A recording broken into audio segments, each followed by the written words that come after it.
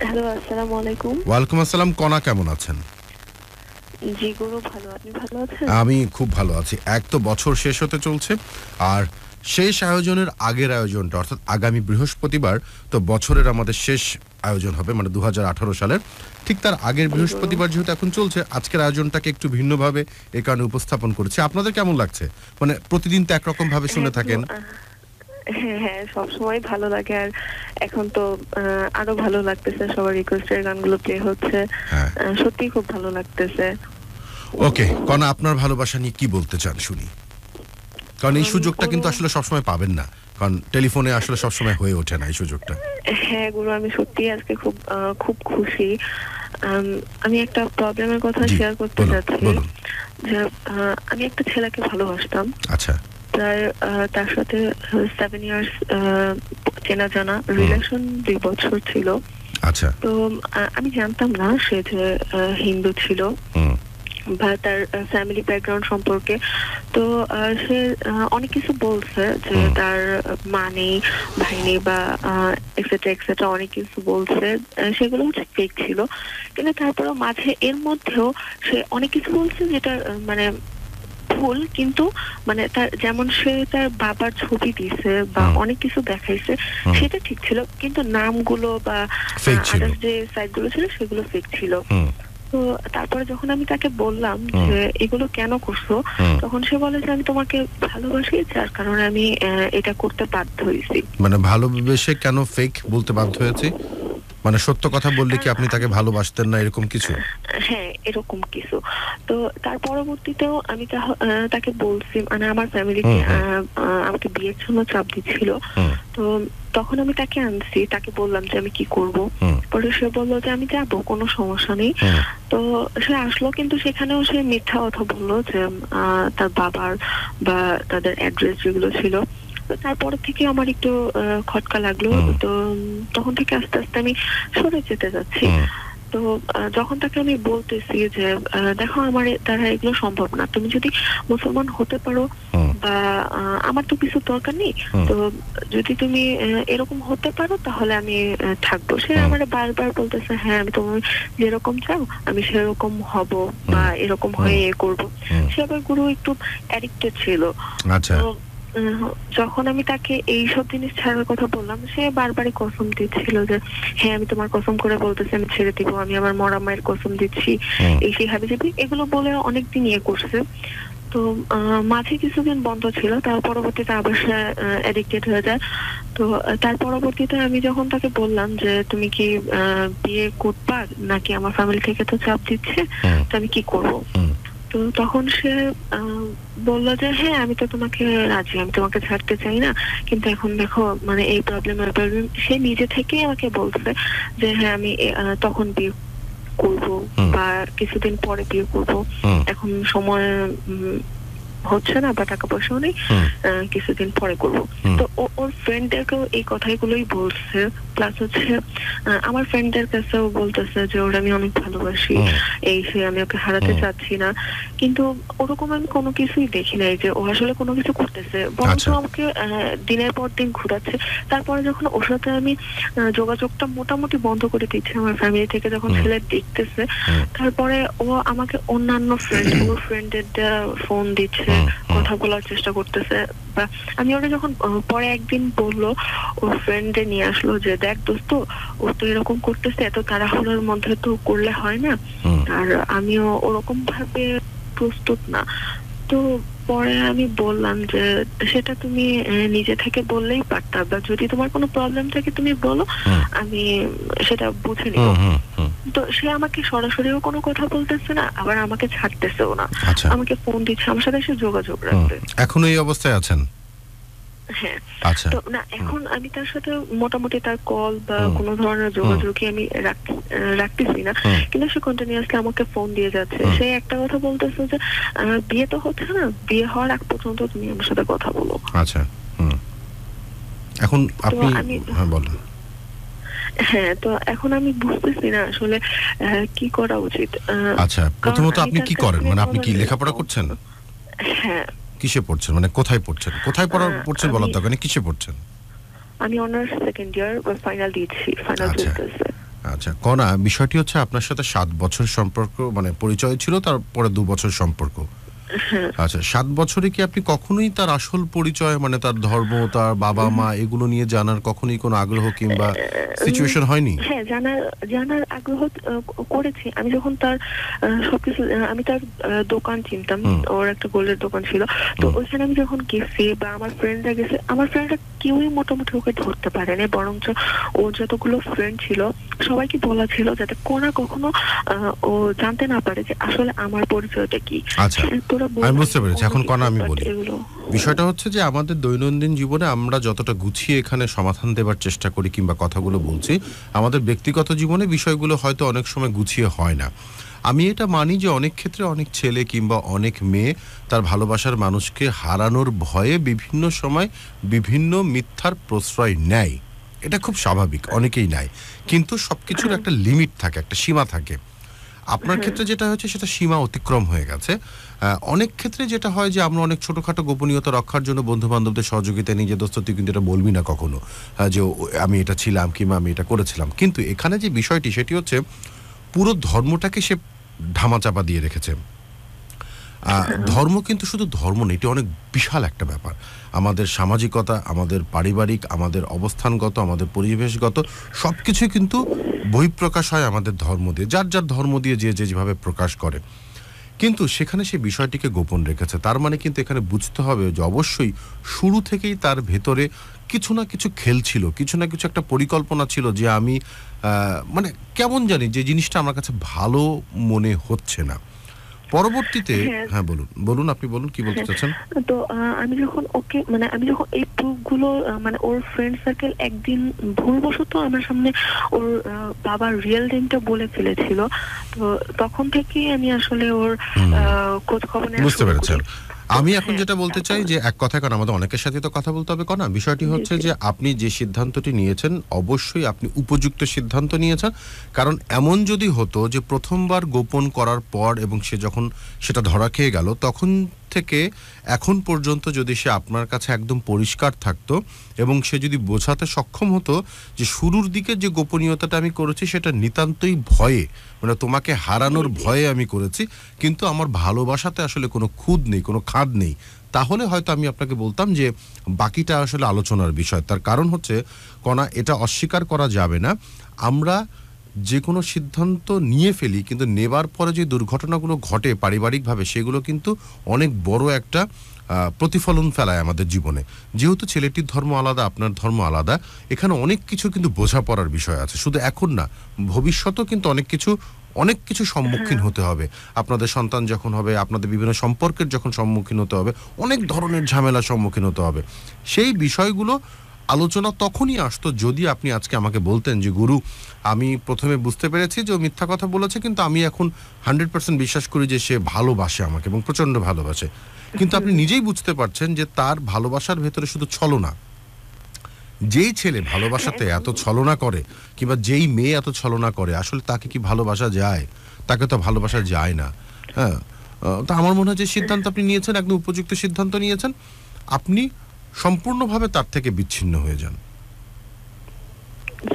তো তা না হলে আসলে তার জন্য ঝামেলা হবে, যে ছেলেটি তার জন্য ঝামেলা হবে, আপনার জন্য ঝামেলা হবে।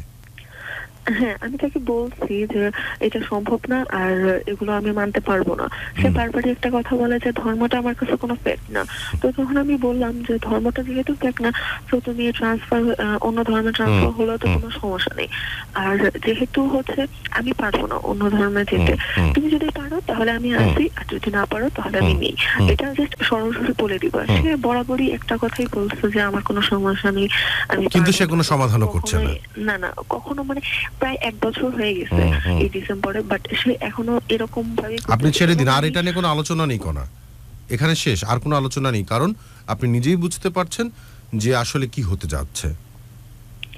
এত ছলনা দিয়ে, এত মিথ্যা দিয়ে আসলে কোনো সম্পর্ক বেড়ে ওঠে না। তার থেকে বড় কথা হচ্ছে ছেলেটির বয়স কত? 28 পড়ছে। 28-এ পড়েছে, তাহলে ওর মোটামুটি একটা মানে পরিবার গঠনের মতো সিদ্ধান্ত হয়ে গেছে।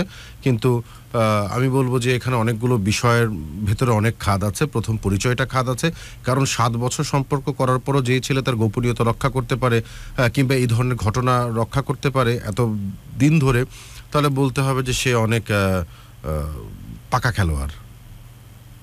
হ্যাঁ গুরু, ওর সে অনেক পাকা খেলোয়াড়। আসলে রাজনীতি বা অনেক কিছু ফ্যামিলি ব্যাকগ্রাউন্ড সম্পর্কেও হচ্ছে অনেক কিছু। আমি আসলে আপনি যাকে বলছেন আমি তাকে চিনিও না, আমি জানিও না, কিন্তু আমার কথা হচ্ছে সেটা ছেলে মেয়ে না। আমি যাকে উদ্দেশ্য করে বলছি আসলে ব্যক্তিগতভাবে আমার তাকে নিয়ে কোনো কথা নেই। এই ধরনের ঘটনা যদি কোনো মেয়েও করে থাকে আমি তার ক্ষেত্রে একই কথা বলতাম। অনেক ক্ষেত্রেই আমরা অনেক সম্পর্ক টিকিয়ে রাখার জন্য মিথ্যা বলি। আমরা বাবা মার কাছেও কিন্তু মিথ্যা বলি। আপনি বলেছেন না জীবনে, বহুবার বলেছেন, আমরাও বলেছি। কিন্তু যেই মিথ্যাতে আসলে কোনো ক্ষতির হাত থেকে কিংবা যেই মিথ্যা হয়তো কিছু সময়ের জন্য বললেও খুব বড় একটা প্রবলেম হয় না, সেই মিথ্যাকে হয়তো মাফ করা যেতে পারে। কিন্তু এখানে যে মিথ্যাটা সে 7 বছর ধরে গোপন করে গেছে, পুরো ধর্মটাকে সে তার গোপন করে গেছে, পুরো পরিবারকে গোপন করে গেছে, মা বাবার পরিচয়কে গোপন করে গেছে, এবং যখন প্রকাশ পেয়েছে তারপরও সে আপনার কাছে শুধু ধানাই পানাই করছে যে এই আসছি, এই বলছি, কিন্তু আসলে সে কোনো সমাধান করছে না। তার মানে বুঝতে হবে শুরু থেকে শেষ পর্যন্ত পুরোটাই হচ্ছে অগোছালো, আর অগোছালো সম্পর্কে আসলে এখন সে গুরু তার ফ্রেন্ড সার্কেল দিয়ে আমার সাথে কথা বলানোর চেষ্টা করতেছে যে দেখ ও কেমন আছে, অন্তত এটা অন্তত জানা। বা অনেক ফ্রেন্ড সার্কেল দিয়ে আমাকে এফবিতে নক করতেছে, ফোন দেওয়াচ্ছে, কথা বলতেছে এবং ও কল দিচ্ছে, মানে শুধুমাত্র আমি কি করতেছে, আমার বিয়ে হয়েছে কিনা, হবে কিনা, বা কখন হবে, এইসব জানার জন্য, বা মানে আমি কেমন আছি এইসব খোঁজ খবর নেওয়ার জন্য অনেক ধরনের অনেক কিছুই করতেছে। আসলে আমি যতটুকু শুনলাম আমার কাছে মনে হচ্ছে আপনার কাছ থেকে প্রাপ্ত তথ্য মতে আপনি যতটুকু আমাকে বলছেন সে কথাটাকে আমি বিশ্বাস করছি। বিশ্বাস করে আমার কাছে যেটা মনে হচ্ছে যে এই সম্পর্কটাকে যদি আপনার ভবিষ্যতে টেনে নিয়ে যান এবং কোনো একটা পরিসমাপ্তিতে আসেন, আমার কাছে মনে হয় যে দুজনের জন্যই হয়তো খারাপ কিছু হতে যাচ্ছে। তাই দুজনের মঙ্গলের জন্য, আপনার মঙ্গলের জন্য এবং ছেলেটার মঙ্গলের জন্য, দুজনের মঙ্গলের জন্য এই সম্পর্কটাকে আসলে এখানেই ফুল স্টপ দেওয়া উচিত। তা না হলে আসলে ভবিষ্যতে ঘৃণা বাড়বে, দুজন দুজনকে ঘৃণা করবে, দুজন দুজনকে দোষারোপ করবেন, আপনি তাকে দোষারোপ করবেন, সে আপনাকে দোষারোপ করবে, মানে পুরো কাদা ছোড়াছুড়ি হয়ে পুরো সম্পর্কটাতে গন্ধ বের হয়ে যাবে। তাই সম্পর্কটা যতটুকু আছে এই অবস্থাতেই জানি মানে ভালো থাকে, জানি রাস্তায় কখনো দেখা হলে আপনি তাকে বলেন যে কি খবর, কেমন আছো। সে যদি আপনাকে কখনো রাস্তায় দেখা হয় জানি বলে কেমন আছো, এই লেভেলে আসলে সমাপ্তি করা উচিত। তা না হলে আসলে একটা পর্যায়ে মুখ দেখা দেখি থাকবে না। বাকি সিদ্ধান্ত অবশ্যই আপনার। আমি আমার জ্ঞান থেকে আমার কাছে মনে হয়েছে আপনার কাছ থেকে তথ্য মতে বাকি সিদ্ধান্ত আপনার, কিন্তু যে কোনো জিনিসেরই আসলে একটু বুঝে সিদ্ধান্ত নেওয়া উচিত। আমার মনে হয় যে আপনি সেই জ্ঞান রাখেন বোঝার মতো এবং আপনি নিজেও বুঝতে পারছেন। সো আপনার সিদ্ধান্ত আপনি নেন। আমার সিদ্ধান্ত আমি বলে দিয়েছি যে কি হলে আপনাদের জন্য ভালো হয়, আপনার জন্য এবং তার জন্য, দুজনের জন্যই ভালো হয়। জি গুরু, ধন্যবাদ। ঠিক আছে কনা, ভালো থাকবেন, আমাদের সাথেই থাকবেন। ওকে, বলেন বলেন পূর্ণতা, আপনার কি সমস্যা? আমার অনেক সমস্যা। সেটাই, মন্টুর বাগান বাড়িতে কি সমস্যা? এই এক মন্টুর বাগান বাড়িতে প্রতিটা উইকে কিন্তু কমেন্ট আসছে মন্টুর বাগান বাড়ির স্টোরি। এবং আজকে আমি বলি যে কোনো একটা কারণে ফেসবুকে আমি একটি কমেন্টস করেছিলাম, তো সেখানে অনেক বন্ধুরা আমার সাথে যোগাযোগ করেছেন, বাগেরহাট থেকে, সাতক্ষীরা থেকে অনেকে যোগাযোগ করেছেন। সেখানে সাতক্ষীরার এক বন্ধু আমাকে লিখেছেন যে গুরু আমি সাতক্ষীরা থেকে বলছি যে যেখানে মন্টুর বাগান বাড়ি আছে। মানে তোমার মন্টুর বাগান বাড়ি হিট হয়ে গেছে। একদম একদম, আমরা তো একদম বিনা খরচে করে দিলাম সবকিছু। এখন আমরা কিছু কমেন্ট পড়ে ফেলি। অনেকের কমেন্ট দেখতে পাচ্ছি। লিখেছেন আমাদেরকে মহিউদ্দিন আহমেদ, গাজী সোহেল আছেন সাথে, লিখেছেন আমাদেরকে নীল কাব্য আছেন সাথে, আমিন। সবারই গানের অনেক রিকোয়েস্ট আছে। গুরু আপনাকে একটা গান শুনতে পারি? আমরা একটি গান শুনতে পারি, কারণ একটা বিরতিতে যেতেই হচ্ছে। একটা বিরতিতে আমাদের যেতে হবে। বিরতির ওপারে আমরা আবার আপনাদের ভালোবাসার কথা নিয়ে, ভালোবাসার ফুল ঝুরি নিয়ে, ভালোবাসার বর্ণগন্ধ রূপ নিয়ে হাজির হয়ে যাব। ভালোবাসার সবচেয়ে বড় আয়োজনের এক অন্য আয়োজন নিয়ে, ভালোবাসা Bangladesh / I love Dhaka FM। এখানে ভালোবাসার বাংলাদেশকে নিয়ে যে পোস্ট করা আছে সেই পোস্টে আপনাদের প্রচুর প্রচুর প্রচুর অনুরোধের গানের মতামত আসছে, কমেন্টসগুলো আসছে। সেখান থেকে আমরা চেষ্টা করছি যত সম্ভব সংখ্যক অনুরোধের গান, মানে আপনাদের ভালোবাসার মানুষকে উৎসর্গ করে যে গানগুলো, আসলে অনুরোধের গান বলাটা ঠিক না, ভালোবাসার মানুষকে উৎসর্গ করে যে গানগুলো শোনাতে চাইছেন, এই সুযোগটা আসলে সবসময় ভালোবাসার বাংলাদেশে হয় না, হঠাৎ হয়। আর আজ সেই হঠাৎ হওয়ার অন্যতম কারণ হচ্ছে বছর শেষ হতে চলছে। বছরের শেষ বৃহস্পতিবারে আমরা সেই ভাগ্যবান মানুষ অথবা ভাগ্যবতীর সাথে কথা বলতে চাই, শুনতে চাই তার ভালোবাসার মহাকাব্য। তার জন্য আজকের আয়োজনটা আরেকটু ভিন্নভাবে সাজানো হয়েছে, যেখানে কথা হচ্ছে আপনার ভালোবাসাকে নিয়ে, কিন্তু টেলিফোনের ওপার থেকে, এবং সেই সাথে চলছে আপনার ভালোবাসার মানুষকে উৎসর্গ করে যদি কোনো ভালোবাসার গান শোনাতে চান, তাহলে সে সুযোগও আজ ভালোবাসার বাংলাদেশ থেকে গুরু আপনাকে করে দিচ্ছে, এবং সেই বাছাই পর্বগুলো পূর্ণতা করছে, যে কারণে পূর্ণতাকে একটু ধন্যবাদ দিতে হয়। এবং আপনাদের সাথে ফোন আলাপের জন্য আমাদের সাথে মানে প্রচণ্ডভাবে সহযোগিতা করে চলছে আমাদের টেকনিক্যাল টিমের পার্সন, তো তাকেও ধন্যবাদ দিতে হয়। তো সবার সহযোগিতাতে আজ অনুষ্ঠানটা বেশ জমজমাট হয়ে উঠছে। রাত 2টো পর্যন্ত আমরা থাকবো আপনাদের অফুরন্ত ভালোবাসা নিয়ে, যে ভালোবাসার টানে ছুটে আসি প্রত্যেক বৃহস্পতিবার। আজও আছি, ভবিষ্যতে আসবো, যতদিন সৃষ্টিকর্তা বাঁচিয়ে রাখে। যেভাবেই হোক না কেন, যে রূপেই হোক না কেন, আপনাদের ভালোবাসা নিয়েই হাজির হব। ঠিক এখন আমরা কথা বলবো টেলিফোনের ওপর একজন বন্ধুর সাথে, যিনি আমাদের সাথে আছেন তার ভালোবাসার কোনো একটি সমস্যা নিয়ে। হ্যালো। হ্যালো, হ্যাঁ, ওয়ালাইকুম আসসালাম। মিথিলা, কেমন আছেন? জি ভালো আছি। ভালো আছেন গুরু? আমি ভালো আছি। আপনার কণ্ঠটা বেশ সুন্দর। Thank you. আসলে কারণ আমরা কণ্ঠ নিয়ে কাজ করি, তো যখন কোনো কণ্ঠ এসে মানে হঠাৎ করে কানে বাড়ি দেয়, ওটার সাথে সাথে আমরা বুঝতে পারি। তা আপনার কণ্ঠটা শুরুতে কানে এবং মনে দু জায়গাতেই বাড়ি দিয়েছে। আচ্ছা মিথিলা, কেমন আছেন? জি অনেক ভালো আছি, আল্লাহর রহমতে। আচ্ছা মিথিলা, বলুন কি সমস্যা আপনার? জি, আমার সমস্যা হচ্ছে আমার বিবাহিত জীবন 5.5 বছর। আচ্ছা। এখানে আমার এই মুহূর্তে বেবি আছে। আচ্ছা। তার বয়স 2 বছর হয়ে গেছে। আচ্ছা। কিন্তু আমার প্রবলেমটা হচ্ছে আমার হাজবেন্ড বেসিক্যালি মানে ভালোবাসার যে বিশেষ বিশেষ কিছু মুহূর্ত থাকে, যেমন কোথাও বেড়াতে গেলে ওয়াইফকে কিছু গিফট করা, বা বাসায় আসলে ওয়াইফকে কিছু বলা, একসাথে খেতে বসা, এই ধরনের কোনো বিশেষ মুহূর্ত সে তৈরি করতে পারে না। আচ্ছা, এটা কি শুরু থেকেই? আমি প্রচন্ডভাবে মিস করি। মানে এই যে তৈরি করতে পারে না, এটা কি বিয়ের শুরু থেকেই? হ্যাঁ, এটা শুরু থেকেই। আমাদের arrange marriage, totally arrange marriage. আমি অনেক শেখানোর চেষ্টা করেছি। এখন আমি কি করব, আমি মিস করি এইগুলো। আপনাদের বয়সের ব্যবধান আছে কি? মানে খুব বেশি ব্যবধান কি? না না না না, 4 বছরের। আপনার স্বামীর কি মানে পূর্বে কোনো সম্পর্ক ছিল? না। শিওর? তেমন কোনোই হ্যাঁ শিওর, তেমন কোনোই সম্পর্ক ছিল না। ও এমনিতে খুব ভালো, সব কিছু শেয়ার করবে। আচ্ছা। সব কিছুতে আমি আছি। আচ্ছা। কিন্তু এই ধরেন একজন লাভারকে কোনো কিছু গিফট করে খুশি করে, কোনো কিছুর জন্য রিকোয়েস্ট করে, এটা তোমার জন্য ভালো, ওইটা তোমার জন্য ভালো, এই কমেন্টস গুলো ওর মধ্যে নাই।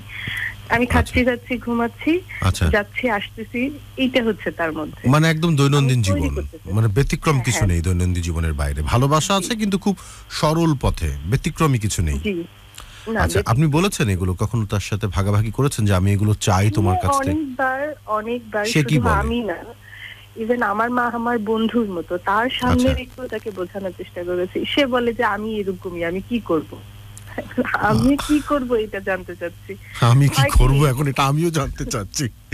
আসলে বিষয়টি হচ্ছে আপনার স্বামী আপনাকে ভালোবাসে, সেই নিয়ে আপনার কোনো সন্দেহ নেই। এখন একটা বিষয় কি মিথিলা, আমাদের প্রত্যেকের লাইফস্টাইলটা না অন্যরকম। মানে অনেকেই আমরা অনেক কিছু পছন্দ করি, আবার অনেকে আমরা অনেক কিছু পছন্দ করি না। যেমন আমি আমার দিকটা বলি, তাহলে হয়তো আপনার বুঝতে সুবিধা হবে। আমি নিজে ভালোবাসার অনুষ্ঠান করি, আপনাদের ভালোবাসার কথা বলি। আমি আমার স্ত্রীকেও প্রচণ্ড ভালোবাসি, এবং যত ধরনের ভালোবাসা বহিঃপ্রকাশ করা যায় যে আমি তাকে ভালোবাসি, সেটা আমি চেষ্টা করি। কিন্তু তারপরও কিছু কিছু, যেমন আমি বলি, আমার স্ত্রীর খুব শখ হচ্ছে যে আমি তাকে নিয়ে কেন কোনো চিঠি লেখি না। আচ্ছা, বিষয়টা হচ্ছে যে আমি চিঠি লিখেছি তাকে নিয়ে, তার অনুরোধেই আমি চিঠি লিখেছি 2 বার, কিন্তু যে তার অনুরোধে, ওই অভ্যাসটা আসলে মানে ওই অনুভবটা আমার ভেতরে হয়ে ওঠে না। কিংবা দেখা যাচ্ছে যে বিশেষ কিছু সে চাইছে, যেটা হয়তো আমার হয়ে ওঠে না, কিন্তু আনুষঙ্গিকভাবে তাকে যতটা ভালোবাসি বোঝানোর দরকার, বিশেষ দিনে ঘোরানো ফেরানো সব করছি। মানে আমার সরল জীবনের মাঝখানেও অনেক বৈচিত্র্যতা আছে। কিন্তু ওই যে যেটা বললাম না, যে আমার স্ত্রী অনেক সময় যেটা চায় হয়তো আমি এটা দিতে পারি না, এবং এটা আমি বিশ্বাস করি এটা বাঙালি কিংবা প্রত্যেকটা নারী তার স্বামীর কাছ থেকে ভালোবাসার যে একটা বহিঃপ্রকাশ চায়, কোনো পুরুষই হয়তো পরিপূর্ণভাবে সেই ভালোবাসার বহিঃপ্রকাশ দিতে পারে না। আবার অনেক ক্ষেত্রে অনেক মেয়েও দিতে পারে না, কিন্তু আমার কাছে মনে হয় এই যে ফ্যান্টাসির জগৎটা ছেলেদের থেকে মেয়েদের একটু বেশি, একটু তুলনামূলকভাবে।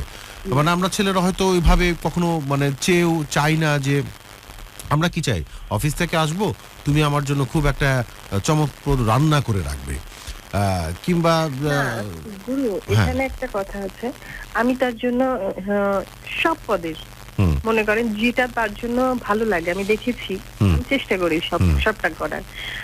এখন প্রবলেম হয়ে দাঁড়াইছে যে ছেলেটা বা যে মেয়েটা, যে বন্ধুটা আমাকে ওই ধরনের প্রোগ্রামে ডাকছে বা ভালো লাগছে, সে আমাকে খুব ভালোবাসে, বোঝাচ্ছে, আমি তারপরে ডিপেন্ডেন্ট হয়ে পড়ছি, কোনো লাভ রিলেশন না।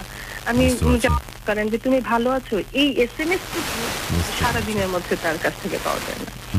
এটা আবার ভয়ঙ্কর, এটা আবার একটু বেশি হয়ে গেল, এটা আসলে একটু বেশি হয়ে গেল। কারণ ওই যে আমি বললাম যে প্রত্যেকটা মানুষেরই কিন্তু কিছু সীমাবদ্ধতা থাকে, প্রত্যেকটা মানুষ। কেউ যদি বলে থাকে যে আমি আমার স্ত্রী যা চাই সব দিই, তাহলে বুঝতে হবে সেই ভদ্রলোকটি নেহায়েত খুশি করার জন্য মিথ্যা বলছে অথবা ঢপ মারছে আমাদেরকে।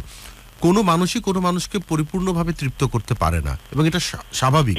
ভালোবাসার বিষয়টাই এত বিশাল যে আসলে কারোর ক্ষমতা নেই, কোনো মানুষের ক্ষমতা নেই যে পরিপূর্ণভাবে তার চাহিদা মেটানো। কিন্তু আমরা চেষ্টা করি যতভাবে হোক আমার স্ত্রীকে খুশি করার কিংবা স্বামীকে খুশি করার, যতভাবে ভালোবাসা দিয়ে সম্ভব হয়। কিন্তু আপনার ক্ষেত্রে যেটা হয়েছে যে আপনার স্বামীর কোনো বহিঃপ্রকাশ নেই, মানে সে ভালোবাসে এটা আপনি জানেন, কিন্তু এক্সট্রা ওই যে ভালোবাসা ছাড়াও যে আরো কিছু আছে ভালোবাসাকে বোঝানোর জন্য, সেই জিনিসটা আসলে নেই। এখন এটাই নেই, মানে ম্যারেজ ডে বুঝতে পেরেছি, জানে না। আমি যদি তাকে বলি যে আমার জন্য একটা গিফট নিয়ে আসো, সে নিয়ে আসবে। গুরু আমি না জানতে চাচ্ছি ওনার হাজবেন্ড কি করে। হ্যাঁ, কি করেন? সে এখন মেডিকেল রিপ্রেজেন্টেটিভ, ওষুধ কোম্পানিতে আছে। আচ্ছা আচ্ছা, না না ব্যস্ততাটা কি রকম এটা আসলে? না ব্যস্ততা তো আসলে আমরা প্রত্যেকেই ব্যস্ত, পূর্ণতা আমাদের জীবনে আমরা সবাই খুব ব্যস্ত, সবাই দৌড়ের উপর থাকি আমরা।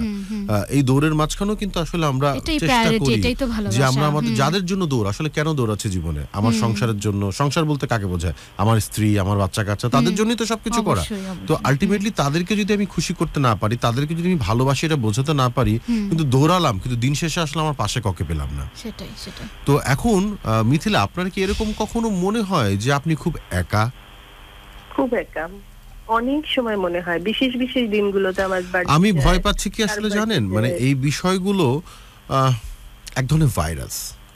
আমি ভয় পাচ্ছি আসলে ওই বিষয়টা না, আপনার স্বামী আপনাকে ভালোবাসে সেটা কোনো ব্যাপার না, কিন্তু আমি ভয় পাচ্ছি, আমার অভিজ্ঞতায় যেটা আমি মানে ফিল করি যে এই বিষয়গুলো না একাকিত্ব এক ধরনের মানে খুবই ভয়ঙ্কর ভাইরাস, এবং এটা যখন একবার আক্রমণ করে বসে এর প্রতিষেধক আসলে বের করাটা খুব কঠিন হয়ে দাঁড়ায়। তো সেই ক্ষেত্রে যেটা হয়তো আপনি এখন কথা বলছেন, একা বোধ করছেন, একাকিত্ব বোধ করছেন, এই একাকিত্ব বোধটা ধীরে ধীরে ধীরে ধীরে ধীরে ধীরে আপনার পুরো ভালোবাসাটাকে না একদম খেয়ে ফেলে, মানে আক্রমণ করে ফেলবে।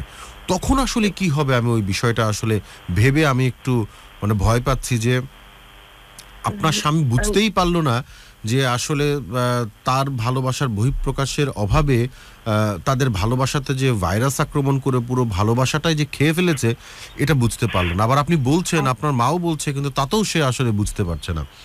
না বোঝে না আসলে, আমি অন্যভাবেও বুঝাইছি যে যাওয়ার সময় তুমি আমাকে আমার সামনে দাঁড়িয়ে বলে দেবা যে ঠিক আছে আমি আসছি, এটাও এক ধরনের ভালোবাসার প্রকাশ। কিন্তু আমার কাছে না মিথিলা কেমন লাগছে, মানে একটা কিন্তু মনে হচ্ছে। কারণ আপনি যেভাবে বলছেন, যদি আমি আমার স্ত্রীকে ভালোবাসি, আমি যাওয়ার সময় তাকে বলছি না, ম্যারেজ ডেতেও তার জন্য কোনো গিফট আনছি না, ভালোবাসি, মানে এত নিরামিষ তো আসলে হয় না, প্রচন্ড নিরামিষ টাইপের। এই জন্যই আমি আপনার কাছে জানতে চাচ্ছি যে এত নিরামিষ কেন, মানে আমি এটাই ভয় পাচ্ছি যে এর পেছনে কি কোনো কিন্তু আছে, মানে যেটা হয়তো আপনি ভাবছেন যে না, আমি জানি না, আমার কাছে কেন জানি কিন্তু মনে হচ্ছে, আমি জানি না মানে এরকম কেন এত নিরামিষ। মানে আমি কিন্তু গুরু ব্যাপারে একটা কথা বলতে চাই, আমি এরকম মানুষ দেখেছি যারা এই ধরনের নিরামিষ হয়, আদৌ যে সন্দেহগুলো করা হয় ওনাদের তো আপব্রিঙ্গিং, বেড়ে ওঠাটা, কিছু মানুষ নেচারগত ভাবেও এরকম হয়, তারা বেড়ে উঠেও খুব কোণঠাসা ভাবে নিজের ভিতরে নিজের কথা রেখে। এখন যদি ওইরকম হয় সেক্ষেত্রে কিন্তু টকেটিভ করা, আউটগোয়িং করাটা খুব কঠিন। আমি ধরে নিলাম যে তার কোনো কিন্তু নেই, তার কিন্তুটা হচ্ছে বেড়ে ওঠাটাই তার এরকম, কিন্তু একটা সময় যে লাইফে পুরো 14 বছর সে একা জীবন যাপন করে। এটা তো আপনি বলেননি আমাকে, এটা বলতে হবে, তো এটা বলতে হবে, পুরো হিস্ট্রিটা জানলে আমি। কিন্তু বিষয়টা হচ্ছে মিথিলা, এই একাকিত্ব যদি আপনাকে গ্রাস করে ফেলে তাহলে তো ভালোবাসা গ্রহণ লেগে যাবে। এখন আমি কি করতে পারি গুরু, তার ভেতরে ভালোবাসা জন্মানোর জন্য আমাকে সেই পরামর্শটা দেন। কি করবেন মানে গুরু, এই ধরনের মানুষদের সাথে যারা এতটা ইন্টারপ্রেটেড, সাইকোলজিক্যালি ডিল করাটা দরকার আমার মনে হয়। আপনি এই যে ফিল করছেন, মিস করছেন, এটা কতদিন ধরে তাকে বুঝিয়েছেন কিংবা কতবার তাকে বুঝিয়েছেন? এটা আমি প্রথম বছর থেকেই শুরু করেছি। প্রথম প্রচন্ড কান্নাকাটি করতাম যে কেন তুমি এরকম। এখন আমি টোটালি কান্নাকাটি বন্ধ করে দিয়েছি। এখন শুধু বুঝাই যে শোনো, আমি যাই বলি না কেন, তুমি যেখানেই থাকো, রাত শেষে আমার পাশে এসে থাকবে, আমি ঘুরে দেখতে পারি তুমি আছো, আমি আর কিছু চাই না। এটাই বলে আমি শেষ করেছি। এখন আমি চাই তার ভিতরে ভালোবাসা নতুন করে জন্ম নিক, সে আমাকে মিস করুক, সবসময় মিস করুক। আচ্ছা, একটা বিষয় যেটা হচ্ছে, যেটা আমি আপনার সাথে একটা আলোচনায় আসি, বিষয়টা হচ্ছে তার বেড়ে ওঠাতে একটা একাকিত্ব পরিবেশের মাঝখানে, যেখানে আসলে তার আমি সেই, মানে এখানে তার আমি আসলে অন্য কেউ নেই।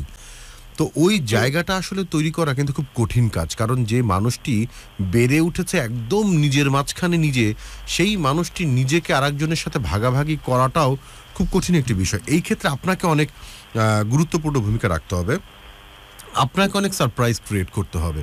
মানে বিষয়টা হচ্ছে, আমি আপনাকে বলি যে অনেক সময় অনেক বাচ্চা ছোটকালে হাঁটতে পারে না, সেই বাচ্চাদেরকে ধরে ধরে ধরে ধরে হাঁটানো হয় এবং তাদেরকে হাঁটানোর জন্য অনেক সময় অনেক পরিবেশ সৃষ্টি করা হয়। যেমন ছোটকালে যখন আমি সাইকেল চালানো শিখেছিলাম, একটা পর্যায়ে আমার মানে অভিভাবক সাইকেল ছেড়ে দেয় এবং তখন আমি ভয় পেয়েছিলাম যে আমি সাইকেল থেকে পড়ে যাই, এবং আমি পড়েছি, কিন্তু বিষয়টা ছিল পড়েছিলাম এ কারণে যে পড়ে আমি শিখতে পারি। এখন আপনাকে একটু অভিভাবকের ভূমিকা পালন করতে হবে, সেটা হচ্ছে তার জন্য বিভিন্ন সারপ্রাইজ ক্রিয়েট করতে হবে।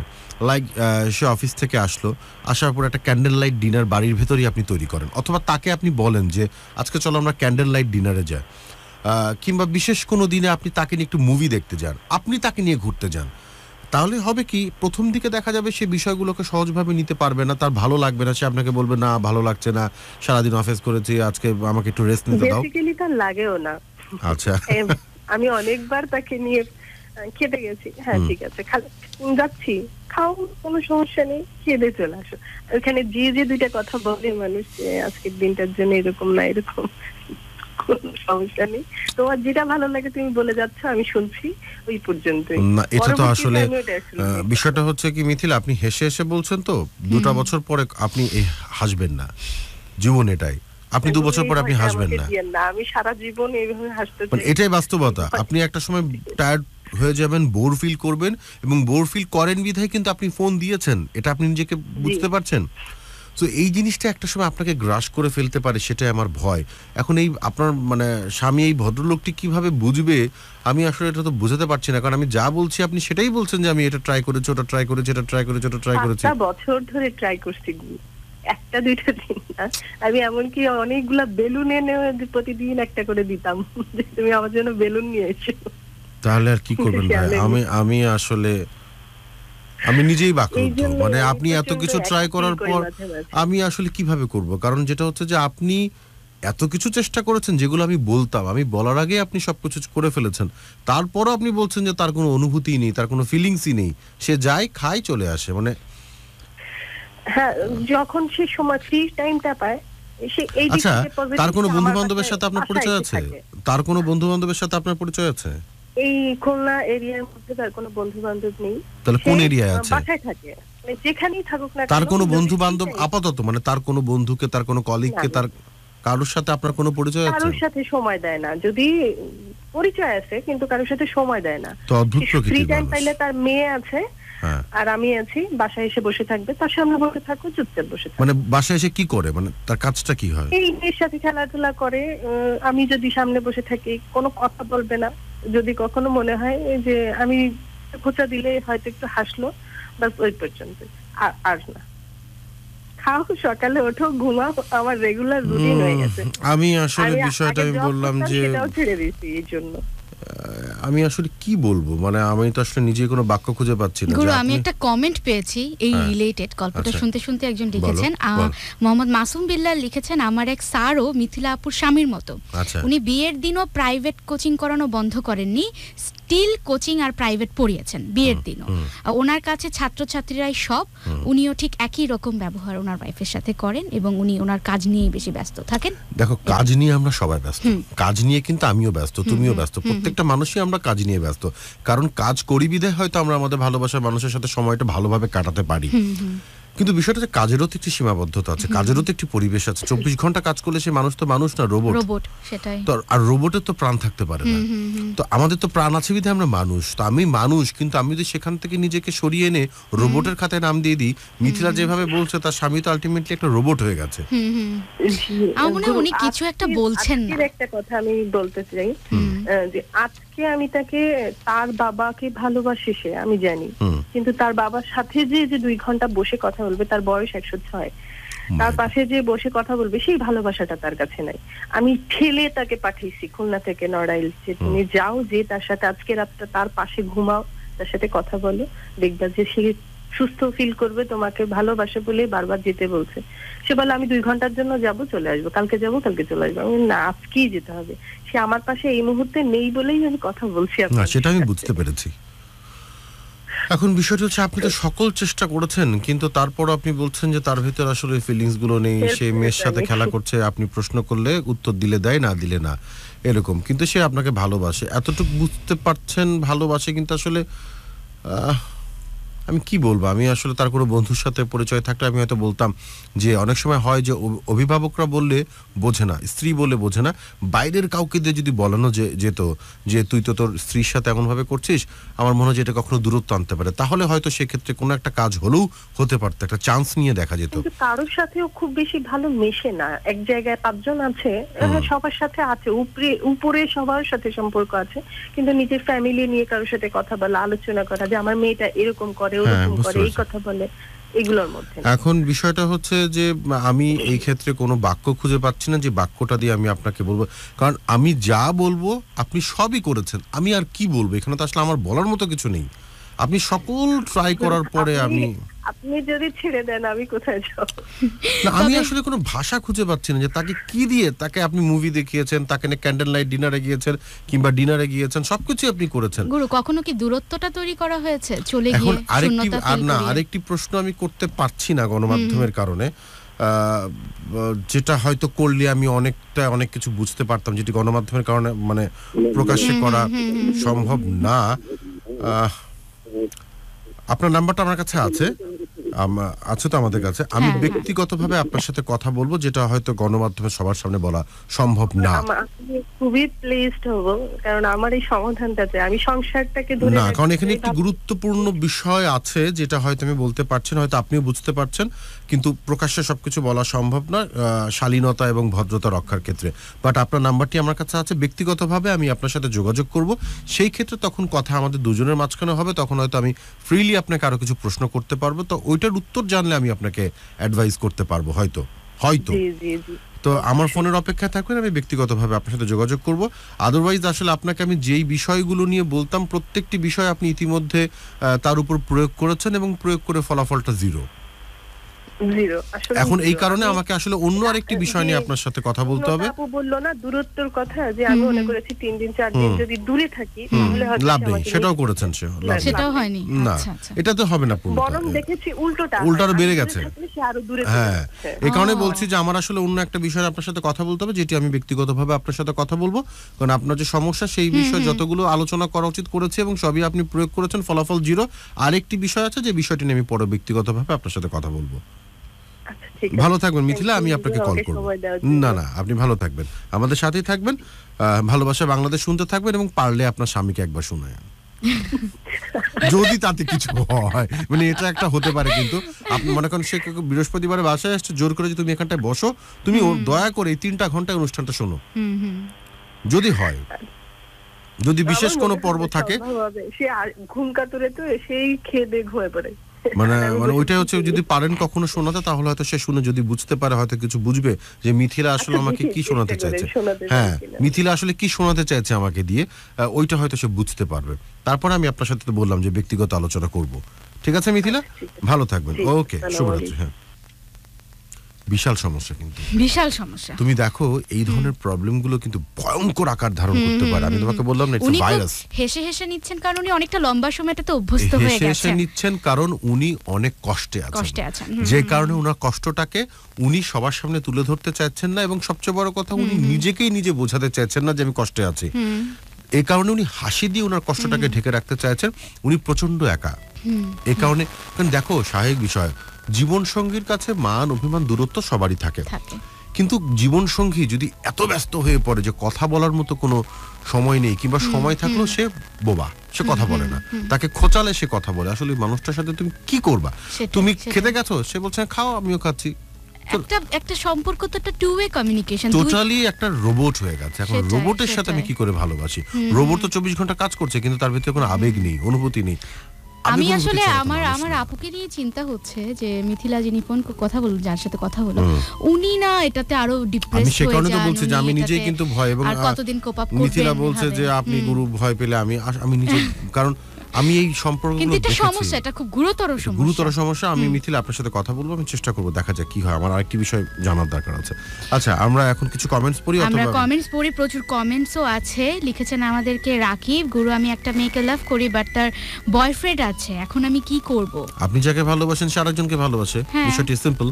সে আপনার না, সে আপনার না, সে অন্য কারো। কারণ তার যেহেতু বয়ফ্রেন্ড আছে, তার মানে তাদের দুজনের ভেতরে টু ওয়ে কমিউনিকেশন আছে।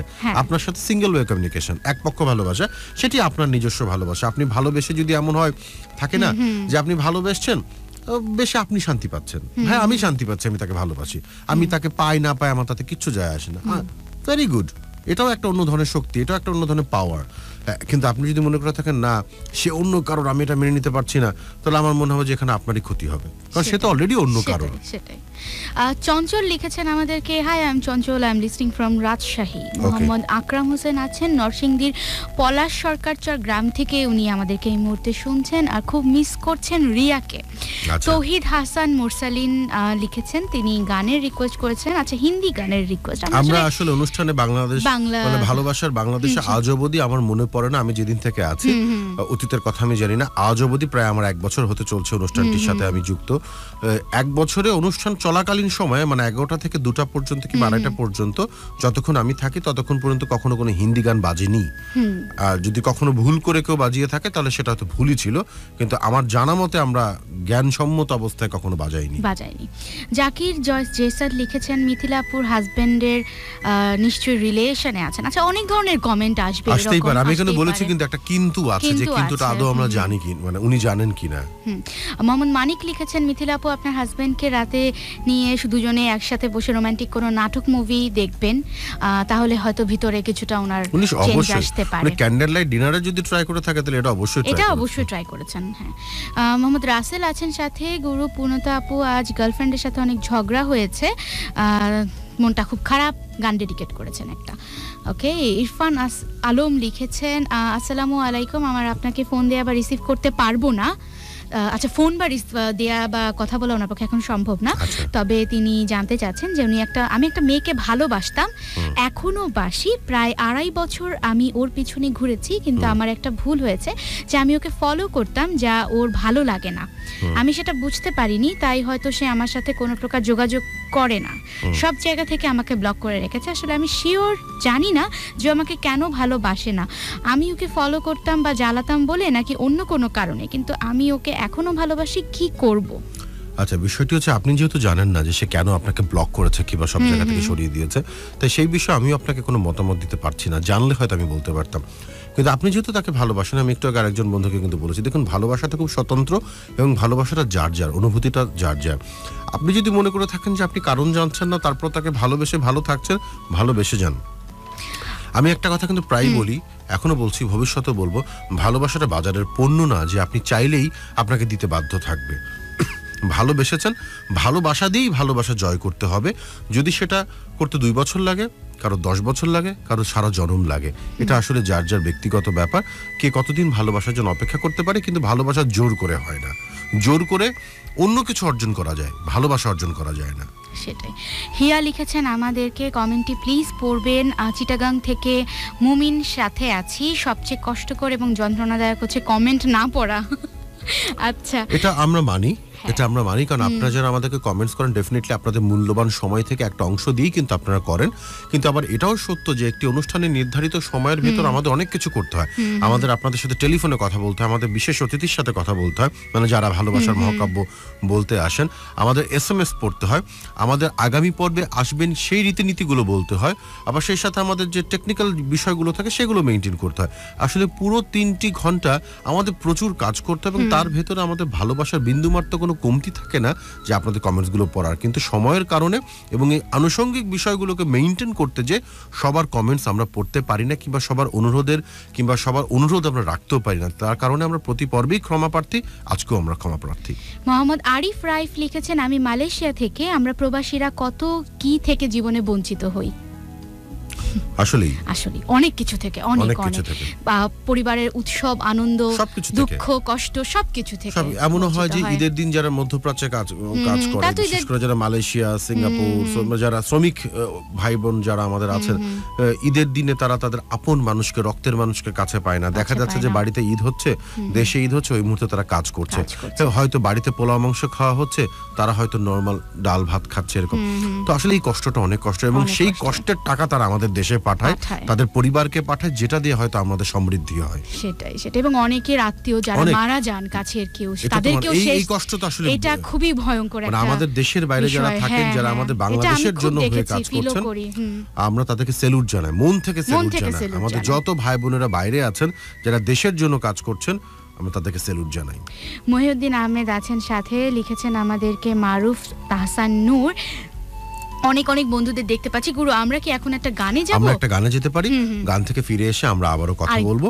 এবং আপনি যদি চান যে স্টুডিও থেকে আপনি আপনার ভালোবাসার কথা গুরুর সাথে শেয়ার করতে চান, কোনো প্রবলেমের কথা শেয়ার করতে চান, তাহলে যা করতে হবে, শুরুতে আপনার নাম লিখতে হবে, এরপর কোথায় আছেন, মোবাইল নাম্বার পাঠিয়ে দিন 16260 এই নাম্বার। এবং যদি আপনি চান আগামী পর্বে, অর্থাৎ বছরের শেষ ভালোবাসার বাংলাদেশে, 2018 সালের শেষ ভালোবাসার বাংলাদেশের পর্বে বসে আপনি আপনার ভালোবাসার মহাকাব্য বলতে চান, তাহলে লিখুন OG স্পেস, যদি ভালো থাকেন তাহলে হ্যাপি, আর যদি কষ্টে থাকেন তাহলে স্যাড, লিখে পাঠিয়ে দিন 16260 এই নাম্বার। অবশ্যই আপনার মোবাইল নাম্বার তো লিখতে হবে, কারণ মোবাইল নাম্বার যদি না লেখেন, কোথায় আছেন সেটা যদি না লেখেন, তাহলে গুরু কল দেবে কাকে?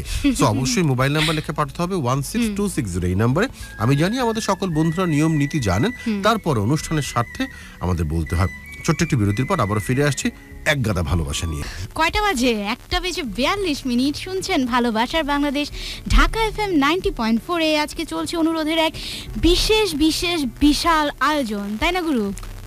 শুধু অনুরোধ না, অনুরোধ শব্দটা না, আসলে সেটা হচ্ছে ভালোবাসার মানুষকে উৎসর্গ করা, এবং সেই সাথে হচ্ছে যে ওপারে থেকে কি করে ভালোবাসার কথা বলা যায়। কারণ সাধারণত যারা আমাদের স্টুডিওতে আসে, একজন করেই তো আমরা আনি, মাঝে মাঝে বৈচিত্র্যতার জন্য আমরা 2-3জনকে আমন্ত্রণ জানাই। কিন্তু ফোনের মাধ্যমে যে সুবিধাটা হয় পূর্ণতা, সেটা হচ্ছে যে বাসায় বসেই, সেটা বৃষ্টি হোক কিংবা শীত হোক কিংবা গরম হোক, মোবাইলটা যদি চার্জ থাকে, বাসাতে বসেই কিন্তু একটা সুযোগ পাওয়া যায় তার ভালোবাসার কথাটাকে শেয়ার করা।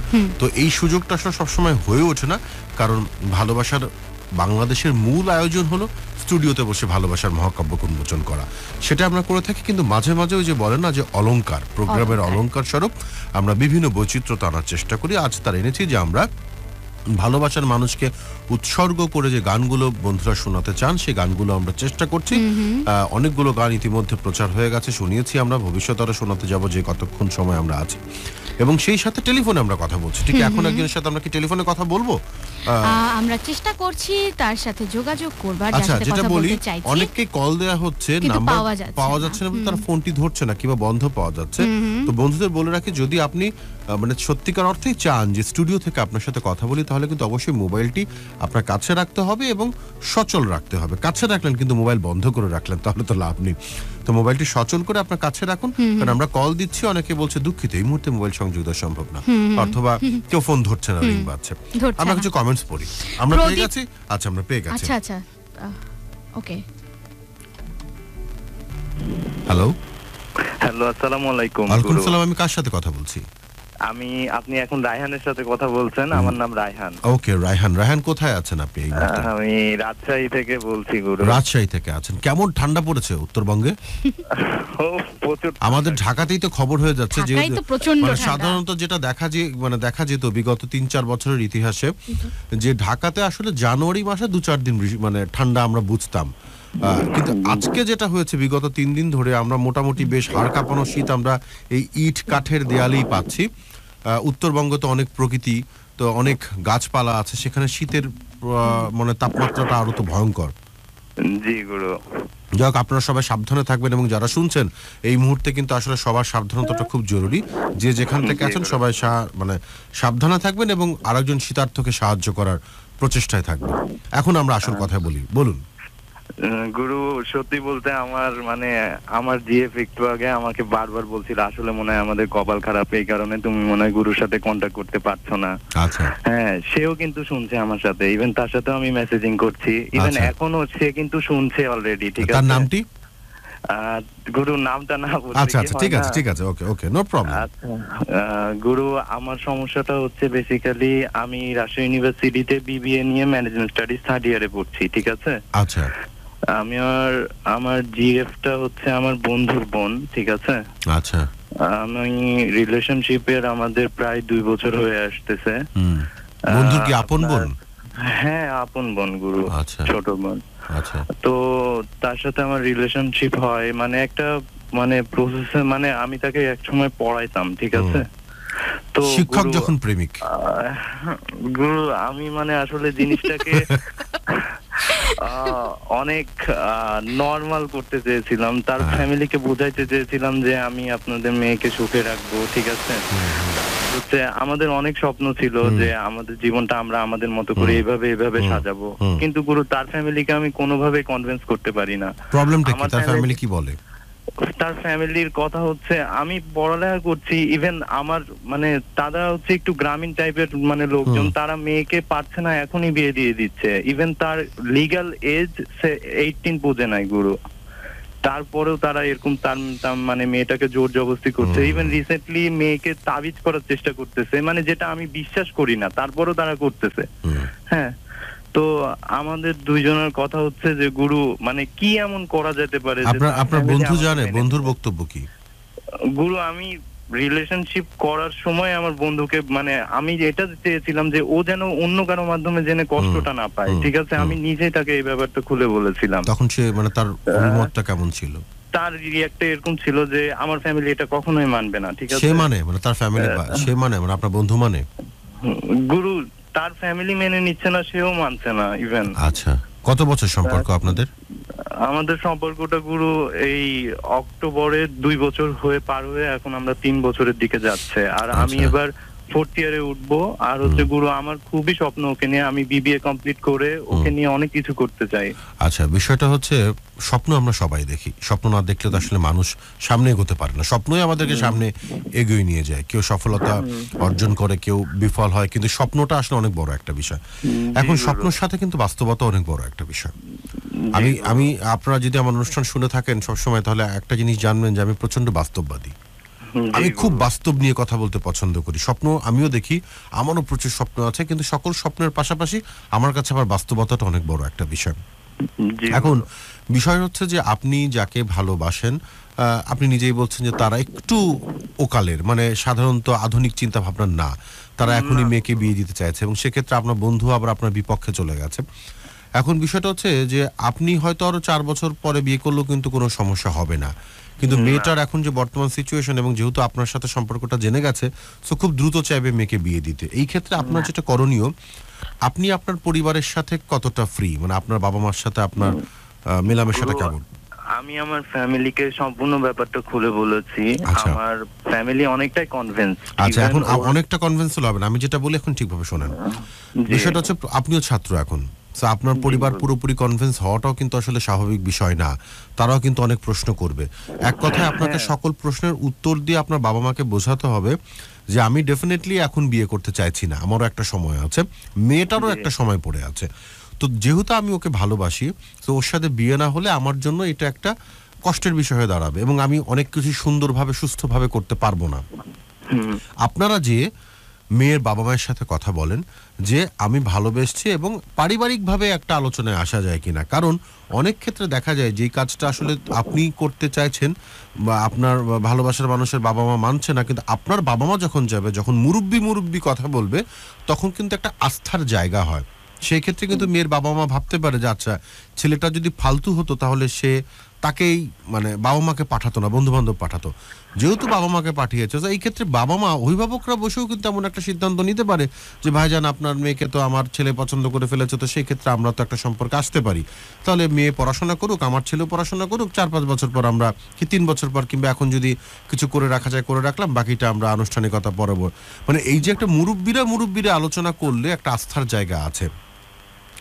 আদারওয়াইজ আমি আরেকটা কথা বলতে চাই, এখানে অ্যাড করতে চাই, সেটা হচ্ছে আমি আমার ফ্যামিলি এর আগে হচ্ছে ওদের সাথে মানে আমার ফ্যামিলির সাথে কখনো ওদের কন্টাক্ট হয়নি, কিন্তু ওর মা আমাকে বেশ কয়েকবার ফোন দিয়ে আমাকে ধমকি দিয়েছে যে তুমি ফার্দার আমাদের বাড়ির দিকে আগাবা না, বা ফার্দার তোমার বাড়ি থেকে আমার বাড়িতে কোনো খবর আসবে না, তোমাকে পুলিশে দিব, ঠিক আছে। ইভেন মানে যখন রিলেশনের ব্যাপারটা জানতে পেরেছে, ঠিক আছে, মানে তো মানে আমার গার্লফ্রেন্ড যে তাকে প্রচন্ড মারধর ইত্যাদি করেছিল একটা সময়, যদিও এখন কিছুটা থেমে আছে। এখন গুরু আমরা একটা প্রসেসে আছি, সেটা হচ্ছে আমার বিবিএ কমপ্লিট না হওয়া পর্যন্ত আমি যদি তার ফ্যামিলিকে মানে কিছু বলি, ঠিক আছে, তাহলে মানে তারা ব্যাপারটা ভিন্নভাবে দেখবে। আমি এখন আর আমি এখন চাচ্ছি যে আমাদের বিবিএটা কোনো মতে এদিক দিয়ে কমপ্লিট হোক, আর তাকেও আমি বলছি তুমি বিয়েটা আটকাও, যেভাবে পারো ঠেকাও, ঠিক আছে, ইন্টার পর্যন্ত একটু দেখো, আমার ততদিনে বিবিএ হয়ে গেলে। একটা বড় বিষয় কিন্তু আছে আইনগতভাবে, যে মেয়ে যদি খুব বেশি মানে বুদ্ধিমতী হয়ে থাকে, তার কাছে কিন্তু খুব সহজ একটা বিষয় আছে, তার বয়স 18 না হলে কিন্তু বাবা মা তাকে বিয়ে দিতে পারে না আইনত, এবং এটা কিন্তু দণ্ডনীয় অপরাধ। তো আপনি তাকে বলেন যে তুমি এই ভয়টা তোমার বাবা মাকে দেখাও যে আমার বয়স 18 হয় না, তোমরা আমাকে কেন বিয়ে দিবা।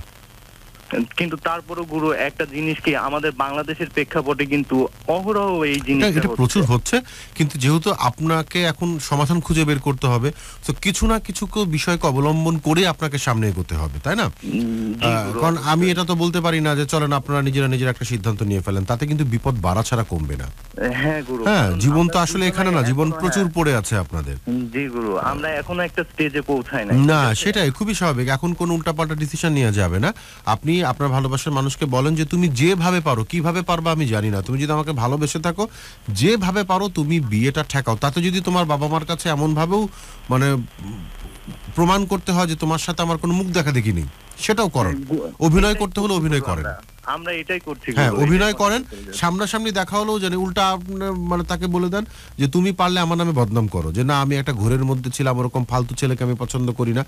তারপরে কি হবে, এই সুযোগে আপনি লেখাপড়াটা শেষ করেন। শেষ করলে আপনি যখন একটা জায়গায় যাবেন, মোটামুটি যখন লেখাপড়া শেষ করে একটা কোনো কিছু হবে, তখন বাবা মায়ের একটা আস্থার জায়গা হতে পারে যে না ঠিক আছে, ছেলেটা তো লেখাপড়া শেষ করেছে, পরিবারকে নিয়ে আসছে, কিছু হলেও হতে পারে। এই পন্থাগুলো অবলম্বন করুন, আমার মনে একটা ভালো কিছু সুযোগ থাকতে পারে। আরেকটা রিকোয়েস্ট, খুব দ্রুত মানে আমাদের বলুন। আমার একটা রিকোয়েস্ট, আমি ওকে আজকে একটা গান শোনাতে চাই, সেটা হচ্ছে হাবিবের মনের ভেতর একবার ঘুরে আসতে চাই। মানে গেয়ে শোনাতে চান?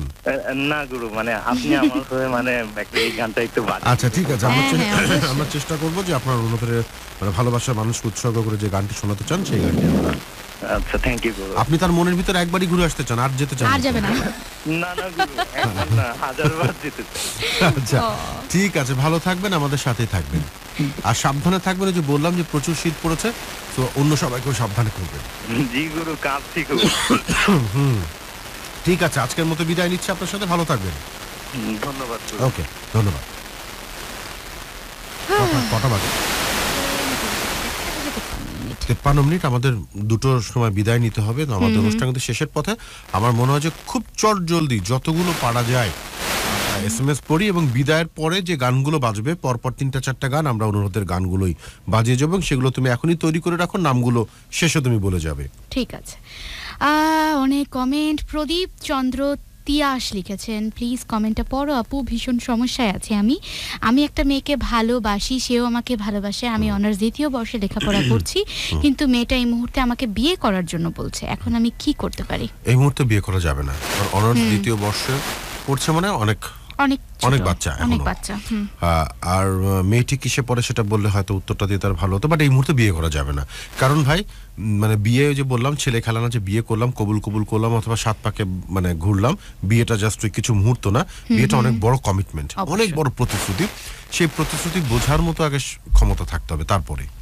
নাইমা ফাতিমা মাহি লিখেছেন, আমি জানি কোনো একদিন কোনো এক নতুন ধরে দেখা হবে, অন্তর তোমাকে বললাম।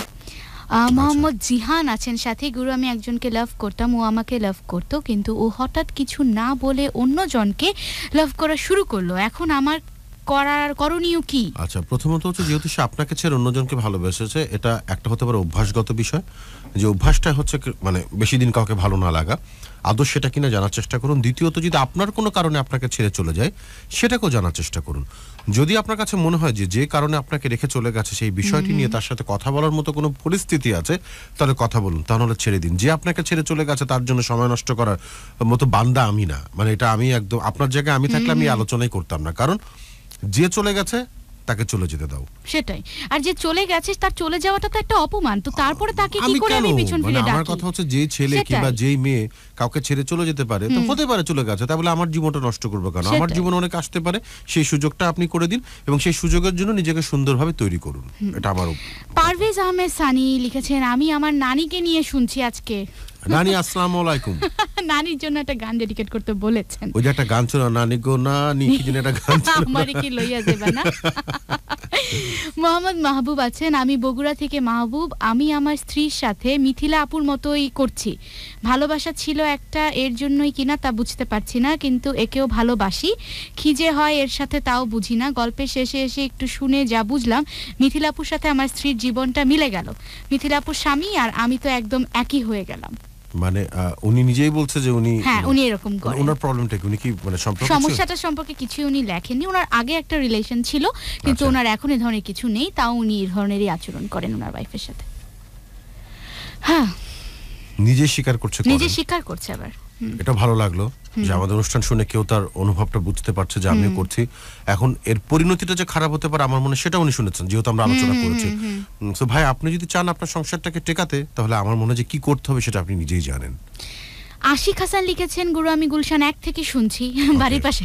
হ্যাঁ, একদম বাড়ির পাশে, নিচে নামলে দেখা হবে, ছাদে উঠলেও হবে।